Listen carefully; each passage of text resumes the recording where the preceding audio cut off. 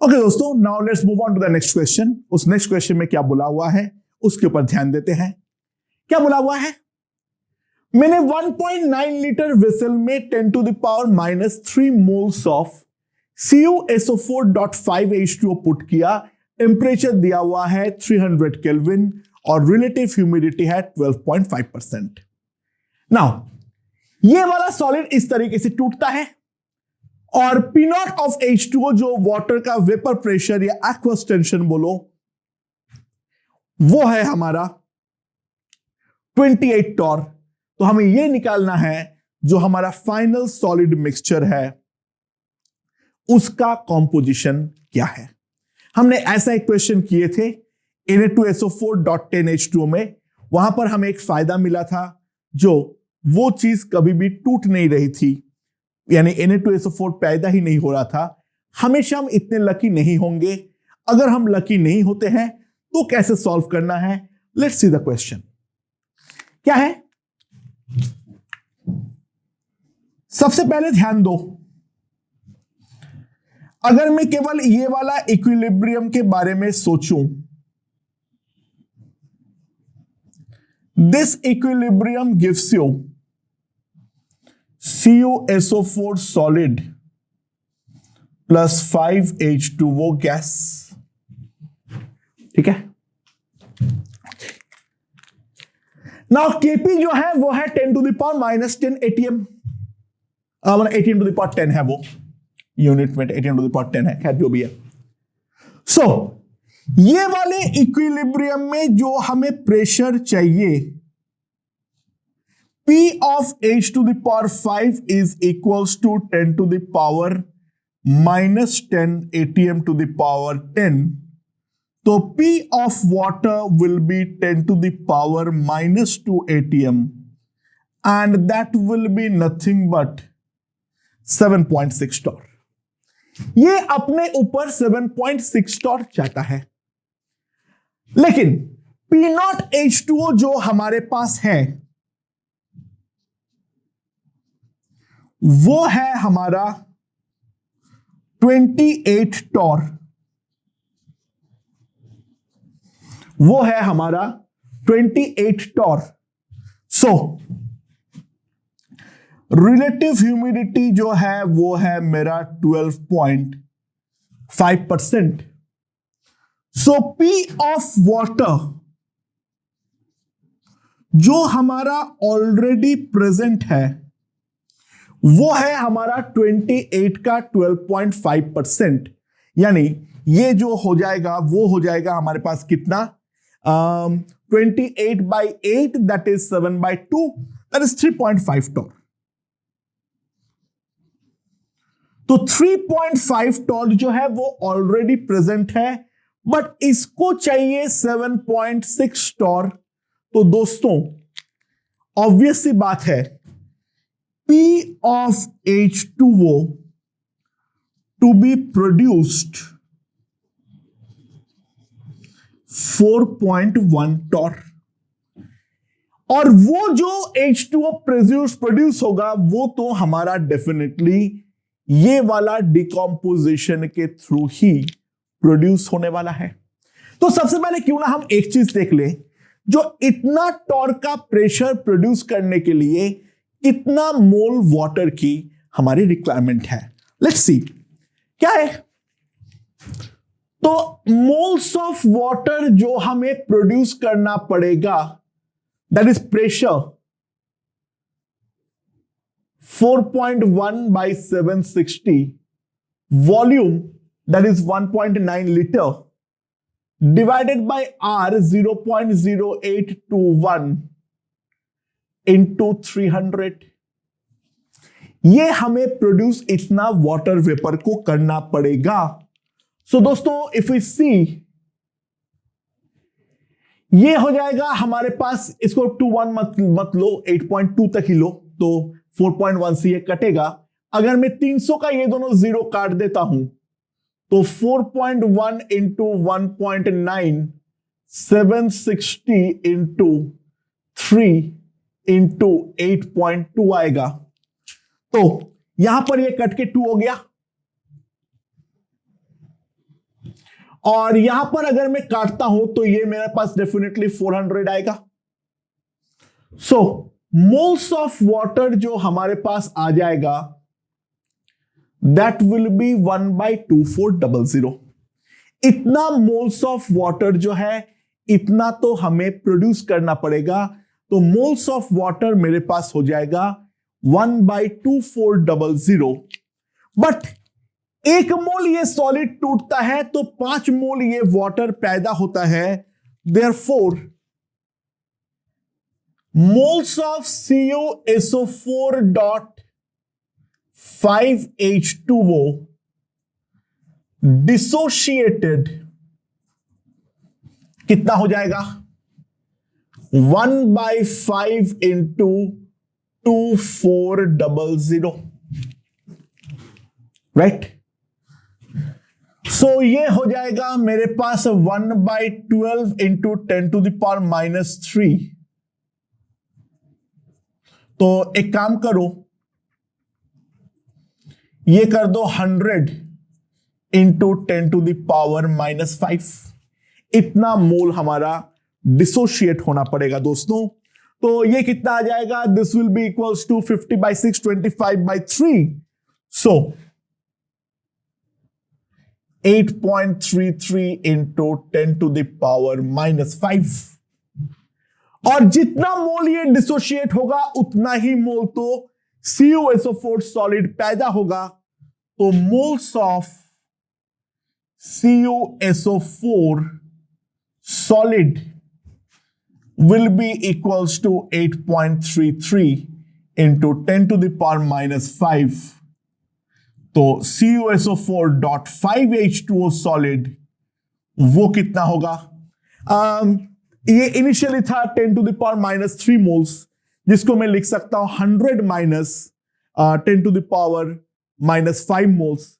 तो 100 में से अगर 8.33 को मैं हटा दूं, so that will be equals to 91.67 into 10⁻⁻5 moles. I hope this part is perfectly understood. तो अगर हमारा क्या होता है, डिसोशिएशन जरूरत पड़ती है, यानी रिलेटिव ह्यूमिडिटी इतनी ना हो जो कि हमारा वाटर वेपर का रिक्वायरमेंट को वो पूरा कर सके, तो इन दैट केस हम क्वेश्चन को इस तरीके से सॉल्व करते हैं। Hope this part is perfectly understood. काफी ज्यादा आसान क्वेश्चन है, सिंपल क्वेश्चन है। बस एक बार मुझे दिखा देना था जो इस प्रोफाइल का क्वेश्चन को हम किस तरीके से हैंडल करते हैं। ओके ओके दोस्तों, so now moving on to the next question. अच्छा, ये बोला है एक कंटेनर में N2 और H2 मैंने डाला with the initial molar ratio 9:13 और उसमें 2 रिएक्शन टेक पार्ट कर रहा है। एक ये अमोनिया भी बना रहा है और दूसरा ये हाइड्रोजन भी बना रहा है। इन दोनों का Kp1 और Kp2 हमारा दिया हुआ है। So final equilibrium pressure is 7 P0। Pressure of hydrogen दे रखा है 2 P0। अमोनिया का प्रेशर दे रखा है P0।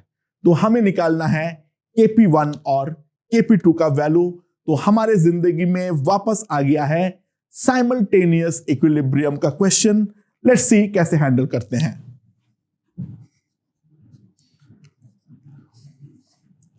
अच्छा, let initial pressure of N2 is equals to P1। Sorry 9P1 ले लो, क्योंकि जो मोलर रेशियो है वैसे लेते हैं। And that of H2 is equals to 13P1। यह आ जाएगा मेरे पास। सो ऑब्वियसली बात है, 2 रिएक्शन साइमल्टेनियसली चालू होगी। यहां पर लिख लेते हैं N2 plus 3H2 gives 2NH3 और दूसरा N2 plus 2H2 gives N2H4। सुनाओ, ये है 9p1, ये है 13p1, ये है 0, ये भी है 9p1, ये है 13p1, ये है 0। ना जैसे रिएक्शन चालू होगा, मान लो N2 इस कारण पे टूटता है X, सो 9p1 minus X, 13p1 minus 3X, ये है 2X। और यहां पर अगर देखूं 9p1 minus Y, 13p1 minus 2Y, और यहां पर हो जाएगा Y। ठीक है, बट N2 दोनों जगह पर टूटा है, तो यहां पर नेट वैल्यू लिखूंगा दिस, यहां पर नेट वैल्यू लिखूंगा दिस। बस साइमल्टेनियस इक्विलिब्रियम एक बार लिखना आ गया, उसके बाद जो जो दिया हुआ है उसके अकॉर्डिंग में वैल्यूज निकाल दूंगा। अच्छा देखो, टोटल प्रेशर दे रखा है 7p0। टोटल प्रेशर अगर बात करें 9p1 minus X minus Y, N2 का pressure, plus 13p1 minus 3X minus 2Y, plus NH3 2X, plus N2H4, इसका प्रेशर है Y। तो जो टोटल प्रेशर होगा हमारे पास, that must be equals to 7p0। तो यहां पर अगर मैं देखूं तो 22p1, अच्छा X क्या हो रहा है, minus X minus 3X plus 2X, minus Y plus Y वो तो कट गया, minus 2Y, that is equals to 7p0।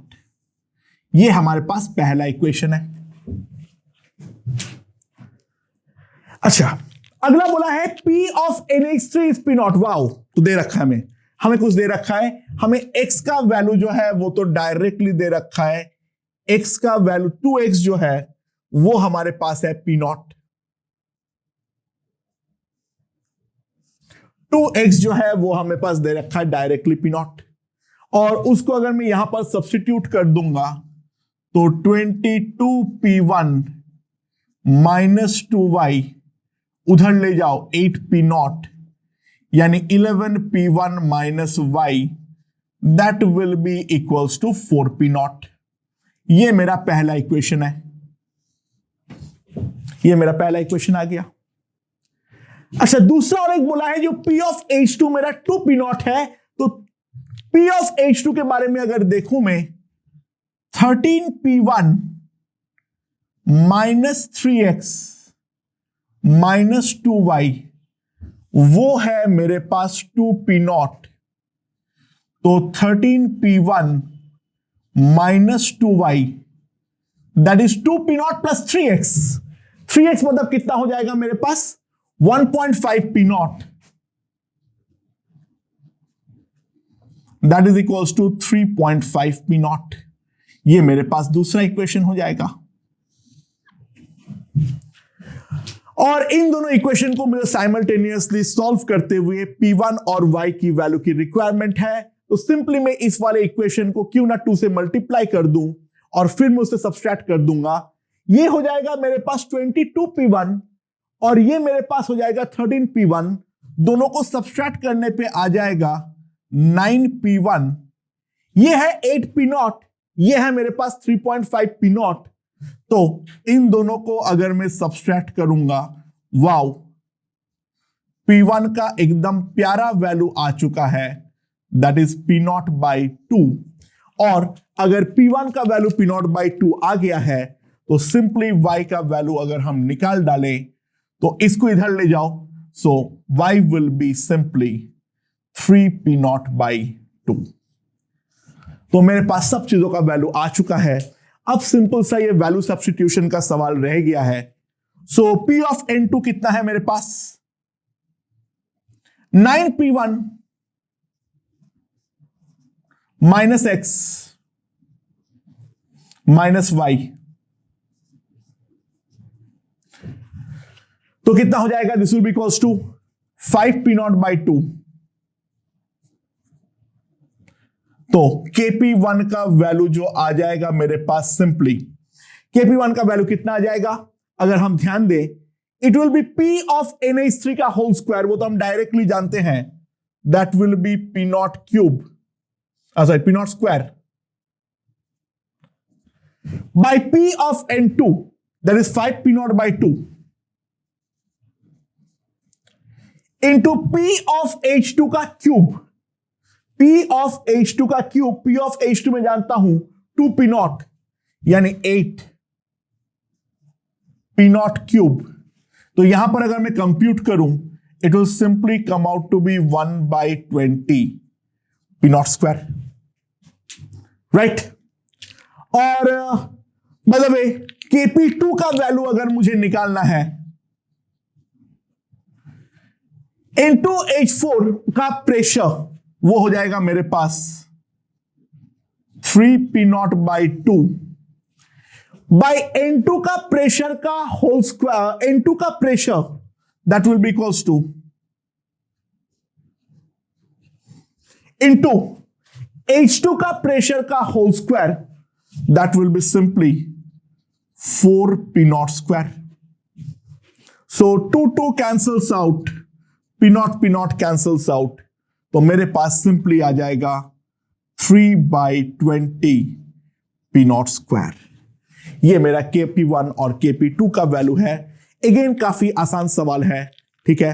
केवल साइमल्टेनियस रिएक्शन का अगर हम इक्विलिब्रियम एक बार लिख पाए तो काफी आसानी से हम इन क्वेश्चनों को सॉल्व कर सकते हैं दोस्तों। I hope this point is perfectly understood. मैं और कुछ क्वेश्चंस जो है वो लेने वाला हूं, और 4-5 क्वेश्चन में लेने वाला हूं। उसके बाद इक्विलिब्रियम का जो भी क्वेश्चंस आएगा वो इन्हीं प्रोफाइल के ऊपर नीचे करते हुए ही आएंगे। ज्यादा दिमाग लगाने की कोई रिक्वायरमेंट नहीं होने वाली है। ओके।